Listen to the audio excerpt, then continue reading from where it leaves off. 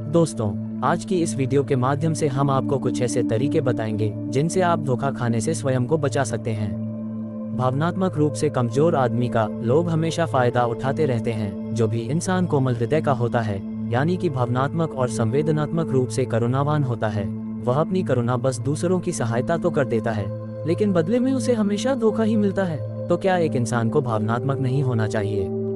क्या उसे दूसरों पर भरोसा नहीं करना चाहिए? दूसरों की सहायता नहीं करनी चाहिए? क्या करुणावान और संवेदनशील होना गुनाह है? कोई गलती है? कोई संवेदनशील आदमी दिल का बहुत अच्छा होता है। आइए जानते हैं इस कहानी के माध्यम से। इससे पहले कि आप इस कहानी में खो जाए, इस चैनल को सब्सक्राइब करके बेल आइकन की घंटी दबाकर ऑल को जरूर सेलेक्ट कर ले। तो चलिए कहानी शुरू करते हैं। एक बार एक युवा लड़का जंगल के पेड़ों पर मुक्का मार रहा था। वह बड़े जोर जोर से मुक्का मार रहा था। वह अपने मन का गुस्सा निकालने की कोशिश कर रहा था। शायद उसको किसी ने धोखा दिया था, या फिर उसके साथ बहुत बुरा हुआ था, जिससे वह बहुत ज्यादा परेशान था। उसे कहीं भी शांति नहीं मिल रही थी। वह लगातार उस पेड़ पर मुक्का मार रहा था, जिससे उसकी उंगलियां लहूलुहान हो चुकी थी। उसी जंगल में एक शीतल पानी का झरना था। वहां पर एक भिक्षु रोज संध्या के समय स्नान करने आया करते थे। यह उनका नित्य का नियम था। आज जब वह भिक्षु इस रास्ते से स्नान करने के लिए उस जंगल में आए, तो उन्होंने देखा कि लड़का जोर जोर से चीख रहा था और रो रहा था और लगातार उस पेड़ पर मुक्का मारे जा रहा था। उस लड़के के आसपास कोई मौजूद नहीं था। इससे उस भिक्षु को उस युवक की चिंता होने लगी। उसने सोचा कि अगर मैं इसे ऐसे ही छोड़कर चला जाऊं, तो कहीं यह आत्महत्या ना कर ले। ऐसे विचार आने के बाद भी वह कुछ नहीं बोले। वह लगातार उस युवक की तरफ देखे जा रहे थे। कुछ देर तक तो उस युवक ने उस भिक्षु को नजरअंदाज किया, लेकिन कुछ देर बाद उसे अजीब सा लगने लगा। उसने सोचा, ना तो यह मुझे रोक रहा है और ना ही कुछ कह रहा है। ये तो बस मुझे देखे जा रहा है। इसका क्या मतलब है? बड़ा अजीब आदमी है। ऐसे ही विचार उस लड़के के मन में उठने लगे। जब कुछ देर बाद भी वह भिक्षु कुछ नहीं बोला, तो लड़के ने अचानक से उस भिक्षु से पूछा कि महाशय, आप अपने रास्ते क्यों नहीं चले जाते? आपको क्या मतलब? आप खड़े होकर मुझे देख क्यों रहे हैं? भिक्षु ने बड़े शांत स्वर में कहा कि मैं तुम्हें रोक नहीं रहा हूँ, तुमसे कुछ कह नहीं रहा हूँ, तो मुझसे तुम्हें क्या परेशानी है? मेरी तरह ही ये पेड़ पौधे और पक्षी, यह सब तुम्हें तो देख ही रहे हैं। जब इनसे तुम्हें कोई परेशानी नहीं है, तो मुझसे क्यों परेशानी है? ये सुनकर लड़का और जोर से चीख कर बोला, मुझे सबसे परेशानी है। मैं सबसे नफरत करता हूँ। यहाँ पर सब धोखेबाज, गद्दार लोग रहते हैं। कोई किसी का नहीं होता इस दुनिया में। इस तरह बोलते बोलते वह फूट फूट कर रोने लगा और रोए ही जा रहा था, और भिक्षु भी उसे देखे जा रहा था। वह भिक्षु उसे चुप कराने की कोशिश भी नहीं कर रहा था। ये बात उस लड़के को और ज्यादा अजीब लगी। अब उसने रोना छोड़कर सीधे खड़े होकर उस भिक्षु से कहा, आप बड़े अजीब आदमी हैं। आपके सामने कोई इंसान रो रहा है और आप उसे चुप भी नहीं करा सकते। आपके मन में बिल्कुल भी संवेदना नहीं है। बड़े अजीब और कठोर हृदय वाले साधु हैं आप। आपको अपने साधु होने पर खेद होना चाहिए। और ऐसे ही ना जाने क्या क्या जली कटी बातें वह युवक उस भिक्षु को सुनाने लगा। कुछ देर बाद जब युवक की सारी भड़ास निकल चुकी, तब भिक्षु ने बड़े ही शांत स्वर में कहा कि आज मैं तुम्हें कंधा दे सकता हूँ, तुम्हारे आंसू भी पोंछ सकता हूँ, लेकिन इससे तुम्हारी समस्या का समाधान नहीं होगा। कुछ देर के लिए तुम्हारा मन शांत हो जाएगा, लेकिन उसके बाद फिर वही जिंदगी, वही लोग जो तुम्हें आज कंधा देने के लिए भी तुम्हारे पास नहीं है। फिर से तुम उसी जिंदगी में लौट जाओगे। कोई तुम्हें धोखा देगा, कोई तुम्हारा फायदा उठाएगा, और तुम अपने मन को ऐसे ही तकलीफ पहुंचाते रहोगे। तो आंसू पोंछने की बजाय तुम्हें मुझसे कुछ ज्ञान की बातें लेना चाहिए, जिससे तुम्हें जीवन में कोई भी धोखा ना दे सके, तुम्हारी अच्छाई का कोई भी फायदा ना उठा सके। याद रखना, आंसू पोंछने वाले तो तुम्हें बहुत मिल जाएंगे, लेकिन ज्ञान और सही समझ देने वाला कभी ही कोई इंसान मिलता है। भिक्षु ने उसे बताया कि मैं पास ही के झरने में स्नान करने के लिए जा रहा हूँ। बड़ा ही शीतल पानी है वहाँ का। अगर तुम चाहो तो तुम भी मेरे साथ चल सकते हो। यहाँ पर अकेले परेशान होने से अच्छा है कि तुम झरने के शीतल पानी में स्नान करो, जिससे तुम्हारा दिमाग, मन, मस्तिष्क और तुम्हारा शरीर सब कुछ पवित्र हो जाएगा। ये सुनकर वह लड़का उस भिक्षु के पीछे पीछे चल पड़ा। जंगल के बीचों बीच रास्ता झरने की तरफ जाता था। जंगल में सन्नाटा छाया हुआ था। उनके पैरों तले सूखे पत्तों की चिरमराहट की आवाज पूरे जंगल में गूंज रही थी। आज पूर्णिमा की रात थी और आसमान में निकले चांद की उजली रोशनी उस जंगल में फैल रही थी। उस रोशनी में दोनों उस झरने की तरफ बढ़ते चले जा रहे थे। रास्ते में चलते चलते उस युवक ने उस भिक्षु से कहा कि महात्मा, आपकी जिंदगी मस्त है। आपको किसी चीज की कोई परेशानी नहीं है। आपको पता है कि दुनिया में कैसे कैसे लोग बसते हैं, कितने धोखेबाज, कितने मक्कार, और सबसे बड़ी बात, अपने लोग ही धोखा देते हैं जिनसे हम प्रेम करते हैं। जिनको हम अपना मानते हैं, जब उन्हीं से धोखा मिलता है तो कैसा महसूस होता है। कभी कभी तो ऐसे लगता है कि भोले और दयालु लोगों के लिए ये दुनिया नहीं बनी है, ये धोखेबाजों के लिए है, मक्कार के लिए है। वही यहाँ पर फलते फूलते हैं, वही आनंद से जीते हैं, और हमारे जैसे लोग जो दूसरों की सहायता करते हैं, दूसरों को अपना मानते हैं, वह हमेशा जीवन भर दुख में रहते हैं। यही जीवन की सत्यता है और यही संसार है जिसमें हमें रोज घुट घुट कर मरना पड़ता है।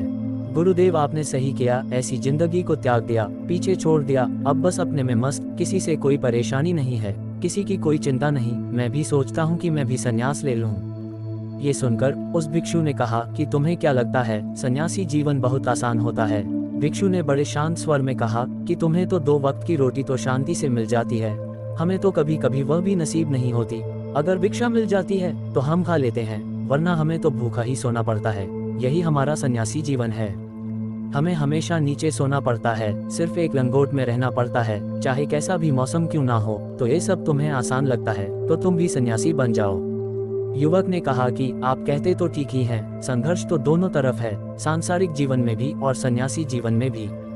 वैसे सांसारिक जीवन भी अच्छा है, लेकिन तब तक जब तक घर परिवार में सुख शांति बनी रहे, धोखा ना मिले, हमारे लोग हमारा फायदा ना उठाएं, हमसे झूठ ना बोले, हमें धोखा ना दे, तब तो जीवन जीने का आनंद होता है, वरना जीवन नर्क हो जाता है। भिक्षु ने कहा, संन्यास अपने मन से लिया जाता है। जब हमारा मन कहता है कि हमें संन्यास के मार्ग पर सफलता हासिल करनी है, आगे बढ़ना है, तो ही सन्यासी जीवन सफल हो पाता है। लेकिन तुम अपने घर से परेशान होकर, दूसरे लोगों से परेशान होकर सन्यासी बनना चाहते हो तो तुम्हारा सन्यासी जीवन भी कभी सफल नहीं होगा। इससे अच्छा तो तुम सांसारिक जीवन में अगर कुछ तरीके, कुछ नियम अपनाओ, तो दूसरे लोग तुम्हें धोखा नहीं दे पाएंगे। सबसे पहले तो यह समझो कि धोखा उन्हें ही मिलता है जो भावनात्मक रूप से कमजोर होते हैं, जिनका दिल जल्दी पिघल जाता है, जो दूसरों को दुख में नहीं देख पाते। ऐसे लोगों के साथ धोखे होने की संभावना ज्यादा होती है, क्योंकि कोई भी आदमी अपनी परेशानी बताकर, अपने आप को दुख में बताकर तुम्हारा फायदा उठा सकता है। क्या पता वह झूठ बोल रहा हो, वह दुखी होने का अभिनय कर रहा हो, लेकिन आपको तो सच ही लगेगा। और उसके कुछ समय बाद आपको पता चलता है कि आपके साथ धोखा हो गया है। उसके बाद आपका मन अंदर से टूट जाता है। इसीलिए सबसे पहले यह बात ध्यान रखना कि किसी भी व्यक्ति को यह एहसास मत होने दो कि तुम भावनात्मक रूप से अंदर से कमजोर हो, तुम्हारा दिल कोमल है। अगर उन्हें ये कमजोरी आपकी पता चल गई तो वह कोई ना कोई जाल रचकर आपका फायदा उठाने की जरूर कोशिश करेंगे।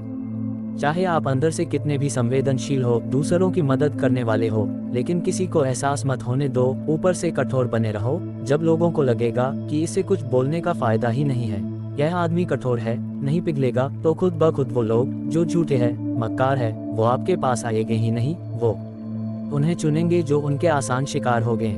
दूसरी बात यह है कि हम बहुत जल्दी दूसरों की बातों पर विश्वास कर लेते हैं, और हमारी जल्दी विश्वास करने की आदत ही हमें हानि पहुंचाती है।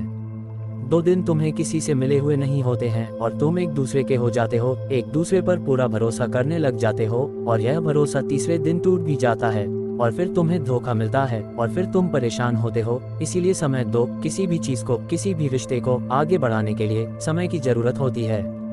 समय के साथ तुम्हें सामने वाले इंसान की अच्छाई और बुराई पता चलती है। तब तुम्हें पूर्ण रूप से पता चलता है कि इंसान वास्तव में कैसा है, अच्छा है या बुरा है। और यह बात कुछ समय देने के बाद ही पता चलता है। इसीलिए जल्दी किसी पर विश्वास मत करो।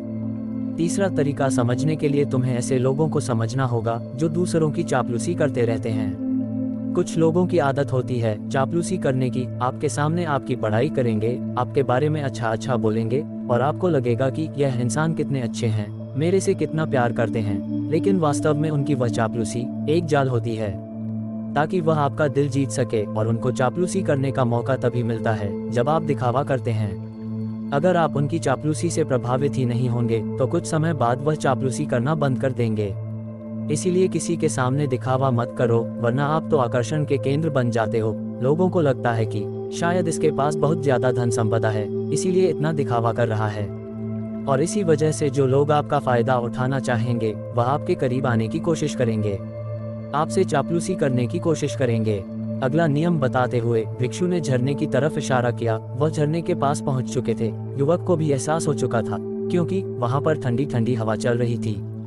ढलान की तरफ जाते हुए भिक्षु ने कहा कि सांसारिक जीवन में एक बात समझने की यह होती है कि हम जिसकी सहायता कर रहे हैं, चाहे किसी भी रूप में, धन से, शारीरिक रूप से या जिस भी अवस्था में हम किसी की सहायता कर रहे हैं, तो हमें ये ख्याल रखना चाहिए कि सामने वाला वापस कभी भविष्य में हमारी सहायता करने योग्य है कि नहीं है। अगर किसी को पैसा उधार दे रहे हो तो ये समझो कि उसके पास आय का कोई साधन है कि नहीं है। कल भविष्य में वह तुम्हें वापस कर पाएगा कि नहीं कर पाएगा। अगर वह नहीं करेगा तो तुम्हें तकलीफ होगी, तुम्हें दुख होगा। ऐसे तो इंसान करुणावश भिखारियों को भी भीख देता है, लेकिन वह गलत नहीं है, क्योंकि जो भी पैसा अपने सामने वाले को दिया है उससे आपके ऊपर कोई ज्यादा प्रभाव नहीं पड़ेगा अगर वह आपको वापस भी नहीं लौटाएगा। तो अगर किसी ऐसे इंसान को पैसा देना है जो कभी वापस नहीं लौटा पाएगा, तो उतना ही देना चाहिए जिससे तुम्हारे ऊपर ज्यादा दबाव ना बने। अगर वह वापस भी ना लौटाए तो तुम्हें दुख ना पहुंचे। अब तक वह दोनों झरने पर पहुंच चुके थे। दोनों ने अपने कपड़े उतारकर उस झरने के शीतल पानी में कूद पड़े। पानी ठंडा था। उन दोनों की सारी थकान और उदासी पल भर में ही दूर हो गई। स्नान कर लेने के बाद दोनों उस झरने के सामने एक पेड़ के नीचे बैठकर बातें करने लगे। भिक्षु ने उसे आगे समझाते हुए कहा कि शुरुआत में लोगों को नजरअंदाज करना सीखो। जब तुम किसी को शुरुआत में नजरअंदाज करते हो तो जो भी लोग किसी लालच की वजह से तुम्हारे पास चिपक रहे थे उनकी छटनी हो जाएगी। जब तुम उनको नजरअंदाज करोगे तब एक दो बार लोग तुम्हारे पास आने की कोशिश करेंगे, उसके बाद वह तुमसे दूरियां बना लेंगे। और जो आदमी तुम्हारी इंसानियत, तुम्हारी अच्छाई देखकर तुम्हारे पास आएगा, वह नजरअंदाज करने के बावजूद भी तुम्हारे करीब ही बना रहेगा। और यही तो एक सच्चे इंसान की पहचान होती है, जो हमारे अपने होते हैं। उनसे हम लड़ भी लेते हैं, झगड़ भी लेते हैं, उसके बावजूद भी वह हमारी बातों का बुरा नहीं मानते हैं। चाहे थोड़े समय के लिए वह हमसे नाराज रहे, लेकिन कुछ समय बाद फिर से हम एक हो जाते हैं। और यही तो घर परिवार का मतलब होता है, यही तो अपनों का मतलब होता है। इसीलिए शुरुआत में अनजान लोगों को नजरअंदाज करना सीखो, इग्नोर करना सीखो, ताकि धोखेबाज और मक्कार लोग तुम्हारे करीब ही ना आ पाएं। अपनी इस वार्तालाप को खत्म करते हुए भिक्षु ने अपनी आखिरी और पांचवी बात बताते हुए कहा कि यह आखिरी सीख सबसे ज्यादा महत्वपूर्ण है। सब कुछ होने के बाद भी तुम्हें धोखे मिल सकते हैं, लेकिन तुम अगर अपने आँख, कान और अपना दिमाग खोल कर रखते हो, अगर तुम होश में रहोगे, ध्यान करोगे, तो तुम्हें इंसान की आंखें देखते ही समझ में आ जाएगा कि उसे तुमसे क्या चाहिए। तुम उसकी इच्छा और उसका स्वभाव उसकी आंखों में ही पढ़ सकते हो। लोगों की आंखों में, उनकी वाणी में, उनके स्वभाव में उनका सब कुछ दिखाई देता है। बस हम ही अपनी आंखें मूंद कर रहते हैं। दूसरे लोगों से जानो, उसके रिश्तेदारों से जानो, उसके परिवार वालों से जानो कि वह इंसान कैसा है, दूसरों के साथ उसका व्यवहार कैसा है, उसकी पड़ताल करो। जब किसी पर विश्वास करो, ऐसे ही किसी पर विश्वास मत कर लेना। अगर तुम किसी के साथ लंबे समय तक भरोसा करना चाहते हो, किसी के साथ कोई संबंध बनाना चाहते हो और कोई दोस्ती करना चाहते हो या किसी की मदद करना चाहते हो, तो इन सभी परिस्थितियों के बारे में तुम्हें जरूर पता होना चाहिए कि दूसरे लोग उस इंसान के बारे में क्या सोच रखते हैं। इसके बाद तुम जीवन में कभी भी धोखा नहीं खाओगे और तुम्हें कभी भी धोखे की वजह से पछताना भी नहीं पड़ेगा। इसी तरह की बातें करते हुए भिक्षु और वह लड़का दोनों जंगल से बाहर आ गए। वह लड़का घर चला गया और वह भिक्षु अपने आश्रम चले गए। तो दोस्तों, कैसी लगी आपको ये कहानी? कमेंट करके जरूर बताना। वीडियो अच्छी लगी हो तो वीडियो को लाइक और चैनल को सब्सक्राइब करके बेल आइकन की घंटी दबाकर ऑल को जरूर सेलेक्ट कर लेना। फिर मिलेंगे कोई अच्छी सी ज्ञानवर्धक नई कहानी के साथ। तब तक के लिए नमस्कार। जय हिंद, जय भारत।